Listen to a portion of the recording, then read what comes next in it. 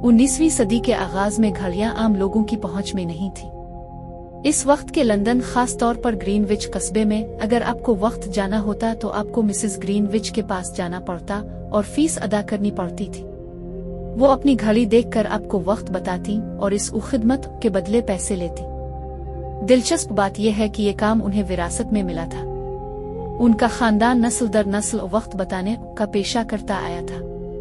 सना 1943 तक जारी रहने वाला पेशा। जी हाँ, वक्त की ये दुकान सिर्फ चंद साल नहीं बल्कि तकरीबन 1.5 सदी तक चलती रही। मिसेस ग्रीनविच ने 1943 तक वक्त बताने का ये पेशा जारी रखा, जब तक कि घड़ियां हर शख्स की कलाई तक नहीं पहुंच गईं। ग्रीनविच मीन टाइम (GMT) क्या है?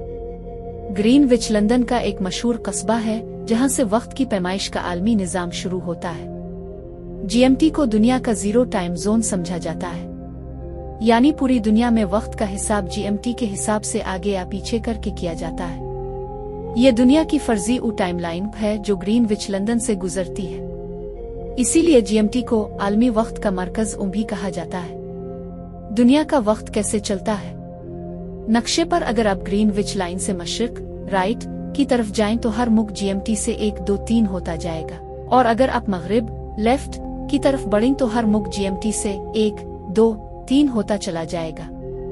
मिसाल के तौर पर स्पेन / मराकश GMT 0 बजे, पाकिस्तान GMT 5। अगर मराकश में रात 12 है तो पाकिस्तान में सुबह 5 बजे होंगे। ऑस्ट्रेलिया GMT 10 सुबह के बजाय रात 10 बजे होंगे। कनाडा / अमेरिका GMT 5 अभी शाम 5 बजे का वक्त होगा। सोचने की बात, वक्त जो आज हम मुफ्त में देखते हैं कभी खरीदना पड़ता था। मिसेस ग्रीनविच की कहानी हमें याद दिलाती है कि वक्त की कदर हमेशा रही है, बस अंदाज बदल गया है। कभी लोग घड़ी देखने के लिए पैसे देते थे, आज हम घड़ी देखते हुए भी वक्त जाया कर देते हैं।